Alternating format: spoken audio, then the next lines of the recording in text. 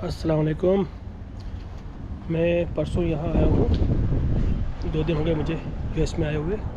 कल दिन में थोड़ा सा बाहर निकल नहीं पाया क्योंकि बारिश हो रही थी। मैं अभी यहाँ पर रह रहा हूँ एक फ्रेंड के पास। तो ये एरिया है ब्रुकलिन के पास।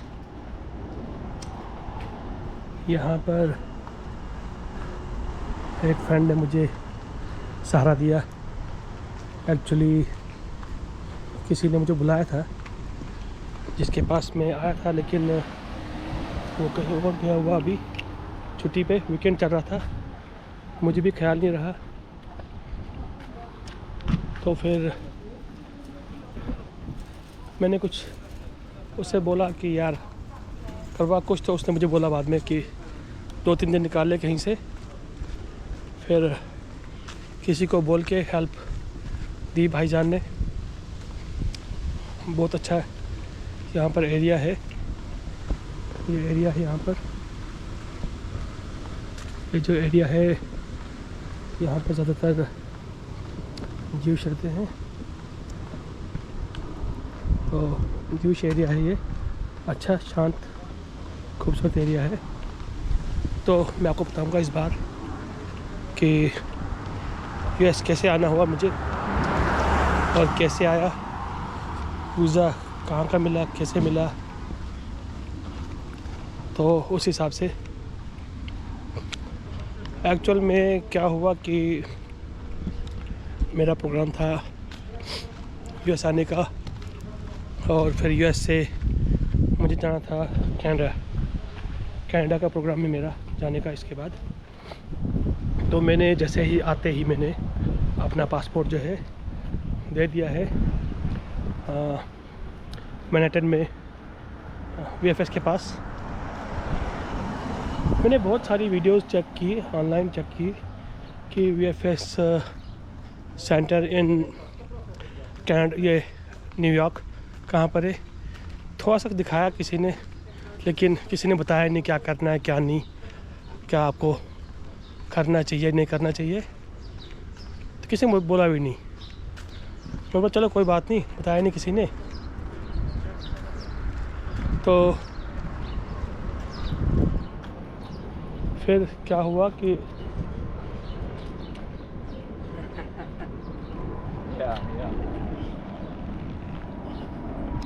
ये है यहाँ के रोड। खाली मिल जाए तो निकल लो, क्रॉस कर लो, नो शूज़। तो मैं बता रहा था कि किसी ने मुझे हेल्प की नहीं, बताया नहीं किसी ने। ना ही कोई वीडियो है कि न्यूयॉर्क में अगर आपको पासपोर्ट सबमिट करना है या अप्लाई करना है तो कनाडा के लिए, तो कहाँ जाना है, क्या करना चाहिए। तो अगर आप ऑनलाइन सर्च करेंगे, गूगल सर्च करेंगे वीएफएस इन न्यूयॉर्क, तो आपको एड्रेस मिल जाएगा आराम से।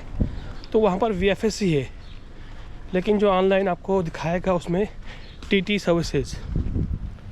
तो टीटी सर्विसेज करना है आपको क्लिक, ठीक है।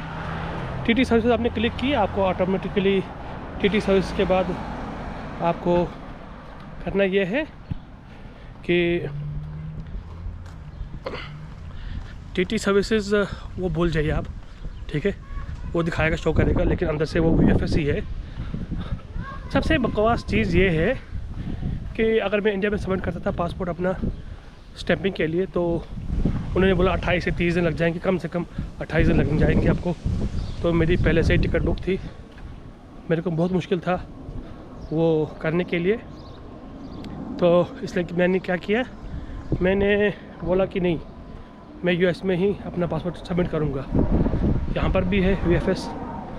अब मैंने जब यहाँ सबमिट कर दिया पासपोर्ट, तो सर्विस जो होनी चाहिए वो फ्री होनी चाहिए। Service free in the sense थोड़ा सा चार्ज लेंगे चलेगा, सर्विस चार्जेस लेंगे वो चलेगा। सर्विस चार्जेस उनके सिर्फ $25 हैं। उन्होंने ज़बरदस्ती मुझे बोला कि नहीं, यहाँ से आप पिक नहीं कर सकते हो, ये आपके घर पे आएगा। आप एड्रेस दे दो मुझे, यूएसए का एड्रेस दे दो जहाँ पर आप हो, तो आपको डिलीवर हो जाएगा विदिन 7 डेज़। उन्होंने मजबूर किया। जब मुझे ऑनलाइन मेल आई तो उन्होंने मुझे टोटल चार्ज किया नियर अबाउट 66 पॉइंट कुछ आप लेके चले $67।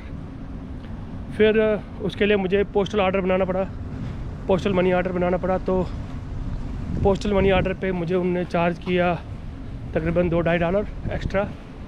तो लगभग समझिए आप चार्जेस लगे मुझे तकरीबन $70। $70 तकरीबन होता है 6,500 के करीब। हाँ, लेके चले 6200 रुपये इंडियन करेंसी के हिसाब से 6,200 के करीब उन्होंने लिए। एड्रेस मैंने दिया यहाँ का। अब होप्स हो कि हफ्ते में आ जाएगा। तो जैसे हफ्ते में आएगा इंशाल्लाह, तो उसके बाद फिर मैं प्लान बनाऊँगा वैसे ही कनाडा जाने का। न्यूयॉर्क में बस यही प्रॉब्लम थी कि वो इतना चार्ज ले रहे थे, हैवी चार्ज था उसका। तो इंडिया में तो है ही नहीं। इंडिया में आप अगर आप जमा करते हो तो वन साइड भी रख सकते हो, या तो खुद आओगे तो या तो फिर अगला आपको घर पे डिलीवरी कर देगा, वो ठीक है। चलिए एनीवेज़, अब जो दे दिया वो दे दिया, लेकिन कोई बताता नहीं है इन चीज़ों के लिए किस तरह से आप VFS में अपना पासपोर्ट दे के स्टैंपिंग ले सकते हो। वहाँ पर मुझे बहुत सारे इंडियन मिले जो यहाँ पर कोई जॉब करता है, कोई पढ़ाई करता है, वो यहाँ से अप्लाई करते हैं VFS से कनाडा के लिए या ऑस्ट्रेलिया के लिए या शेंजन के लिए, कहीं भी कंट्रीज़ जाते हैं यहाँ से और मिल भी जाता है। तो मुझे किसी ने बोला कि यहाँ से अगर आप इंडिया से करते हैं तो आपको इंडिया से up to date of passport, जब तक आपका पासपोर्ट वैलिड है तब तक आपको मिल जाएगा वीज़ा कनाडा का। लेकिन अगर आप डायरेक्टली यहाँ सबमिट करते हैं तो आपको मे भी 10 दिन का देंगे, 1 महीने का देंगे, 6 महीने का देंगे। ये डिपेंड करता है कनाडा एम्बेसी पे ही, उतना ही देते हैं, उससे ज़्यादा नहीं देते वो। चलो एनीवेज देखते हैं तो क्या करना है क्या नहीं करना है। पहले देखता हूँ मैं, जाना मुझे जहाँ है वहाँ जाऊँगा। तो ये था इसके बारे में डिटेल कि VFS न्यूयॉर्क में आप कहाँ से जाएंगे, कैसे जाएंगे। तो जमा करेंगे आप सारा पासपोर्ट। ये देखिए लोकेलिटी है यहाँ की, यहाँ पर ज़्यादातर चाइनीज़ लोग रहते हैं इस एरिया में, ब्रुकलिन के पास, और जूइश रहते हैं यहाँ पर। मैं अभी ब्रुकलिन ब्रिज ले जा रहा हूँ। ये है 80th एवेन्यू के लिए ट्रेन आ रही है। यहाँ से कोनी आइलैंड जाना है, कोनी आइलैंड से फिर 3 चेंज करनी है, फिर जाके ब्रुकलिन ब्रिज आएगा, क्योंकि अभी उनने बंद रखा हुआ है सब, तो इसलिए थोड़ा सा मुश्किल है। इसलिए मैं अभी बैठा हूँ यहाँ पर। बाकी सही सिस्टम है सारा यहाँ पर।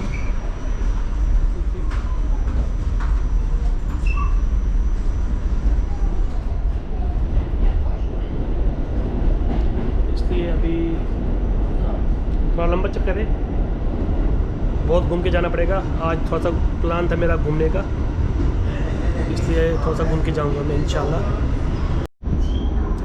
ये है 86 स्ट्रीट के बाहर ट्रेन स्टेशन है, काफ़ी बड़ा। तो यहाँ पर नंबरिंग के साथ लगा हुआ सब कुछ, और ट्रेन पड़ी है यहाँ पर। मुझे लगता है ये है रेलवे स्टेशन होगा या मेट्रो स्टेशन होगा, यहाँ से जाती होगी हर जगह ट्रेनें अदर सिटीज़ के लिए। तो मुझे जाना है कॉर्नी आइलैंड, कॉर्नी आइलैंड से फिर वापस आना है दूसरी ट्रेन से, क्योंकि आज जो है मैनहट्टन की जो ट्रेन है वो बंद है, कुछ काम चल रहा है, तो इस वजह से थोड़ा दिक्कत आ रही है ट्रेन करने में। बाकी आप देख सकते हैं अच्छा खासा बड़ा ट्रेन स्टेशन है, गाड़ियाँ लगी हुई हैं। तो वहाँ काम चल रहा है, मैनहट्टन में कहीं अंडरग्राउंड में काम चल रहा है, इस वजह से थोड़ा आज डिले है। तो आज रात को 7 बजे तक काम चलेगा, तो वीकेंड के लिए बंद है। दैट मीन्स फ्राइडे, सैटरडे और संडे के लिए बंद है।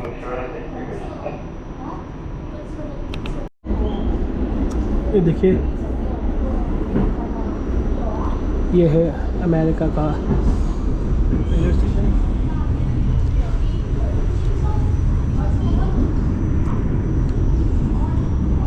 अभी ऊपर से ओशन व्यू है। आज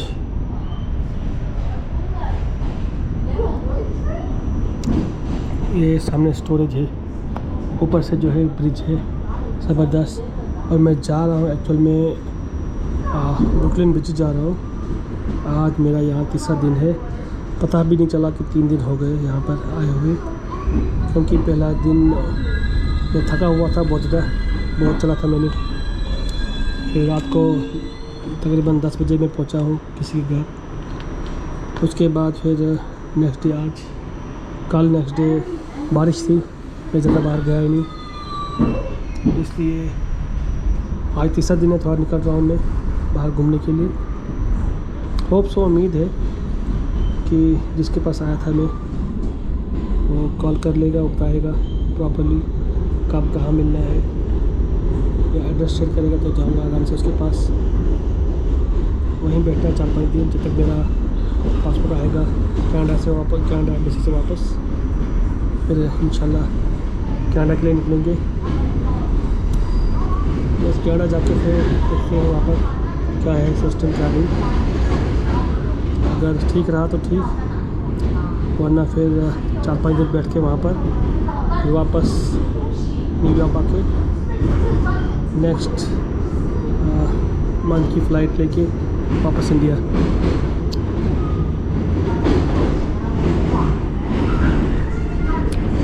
ये एक अच्छा सिस्टम है, लेकिन थोड़ा कॉस्टली पड़ता है ट्रैवल करना। और हम शायद पहुँच गए हैं कॉर्नी आइलैंड।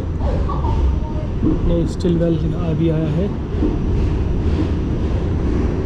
कॉर्नी आइलैंड आ गया। तो यहाँ उतर के हम फिर उसी ट्रेन में चल के निकल जाएंगे।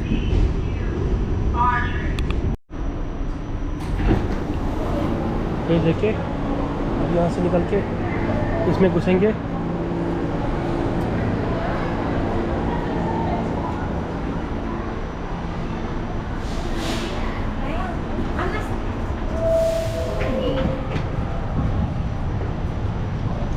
यहाँ आ गए हम अब।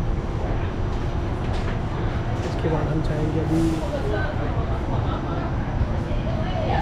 नेक्स्ट स्टेशन ब्रॉडवे जाएंगे। देखिए, बैडमिंटन कोर्ट और वॉलीबॉल कोर्ट है। तो ये स्क्वाश कोर्ट है।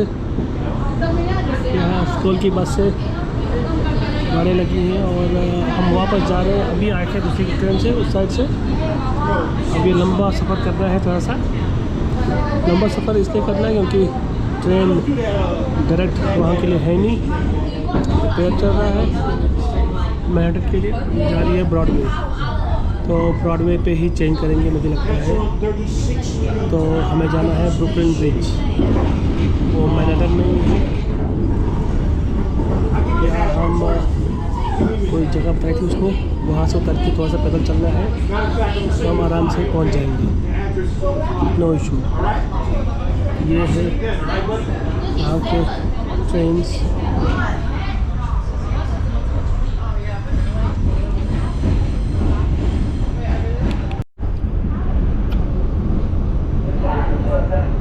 गैस स्टेशन और शॉप से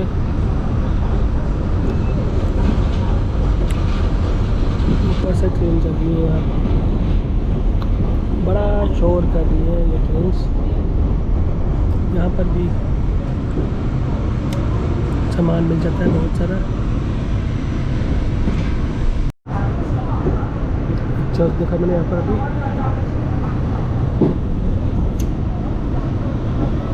फार्मेसी चाइनीज़ बंद है। ये सामान किचन सप्लाई सामान पुराना मुझे लगता है। ये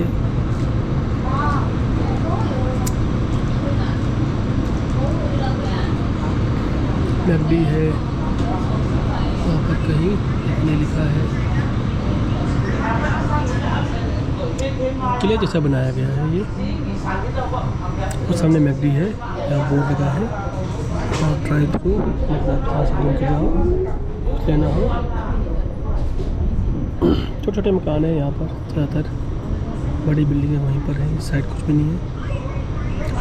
1 फ्लोर 2 फ्लोर और एक बेसमेंट, मतलब एक बेसमेंट और ग्राउंड फ्लोर फिर फर्स्ट फ्लोर, इतना ही यहाँ पर मैक्सिमम की घर देखी मैंने।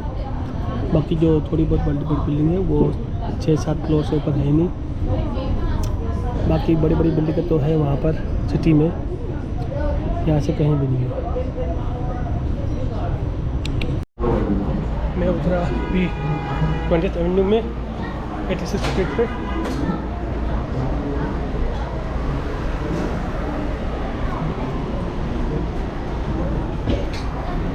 यहाँ कुछ सामान है।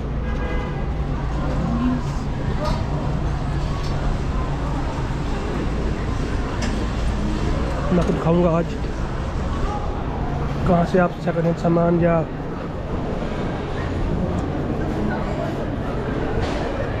चीज़ें खरीद सकते हो। ये कहाँ खरीदनी थी आपको? देखिए संडे मार्केट, अमेरिका में संडे मार्केट।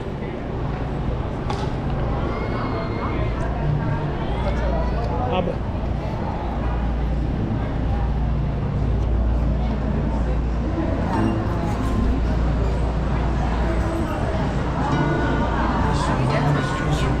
बहुत सारी चीज़ें मिल रही हैं।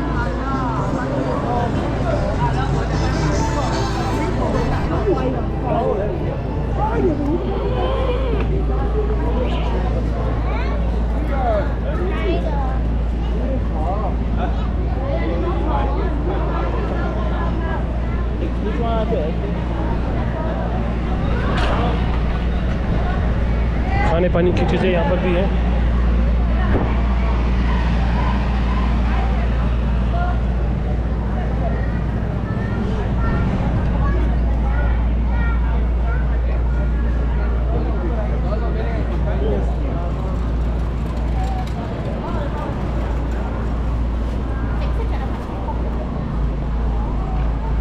खासा राशि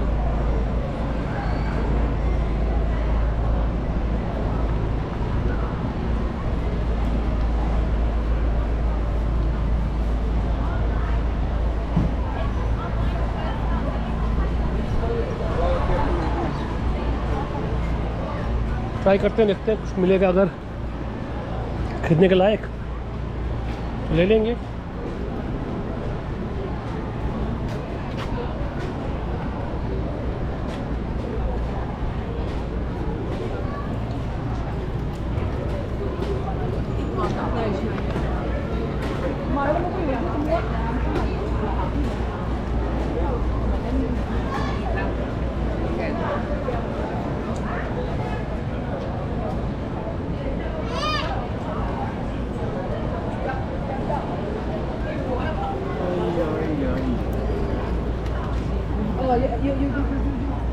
एक्सेसरीज है, स्ट्रैप्स है, मोबाइल वाला कोई मिला नहीं।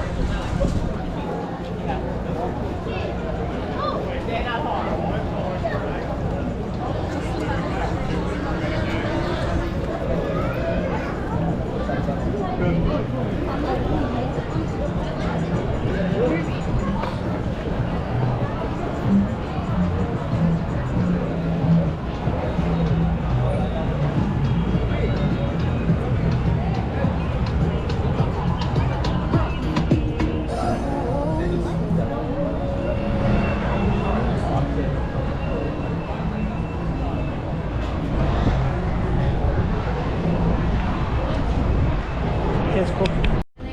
अभी 2 बज रहे हैं, 2:10, और इस वक्त मैं मेंटर वाली ट्रेन पे चढ़ूँगा, लेकिन वो ट्रेन तो है नहीं, तो मुझे जाना पड़ेगा ऑब्वियसली बार्कले स्टेशन तक, जो कि है अटलांटिक एवेन्यू।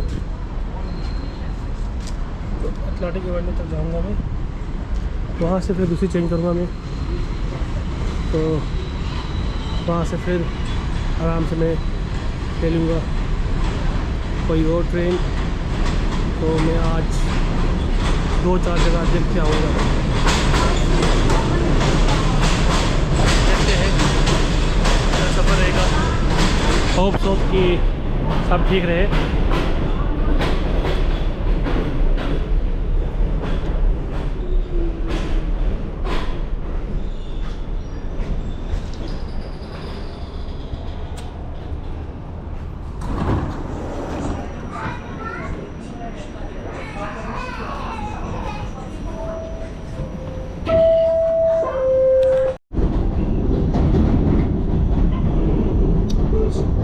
स्ट्रीट आ गए। ब्रुकलिन बीच बहुत दूर है, अभी मुझे कोई और रूट लेना पड़ेगा वहाँ जाने के लिए। तो अभी देखते हैं क्या पॉसिबल है।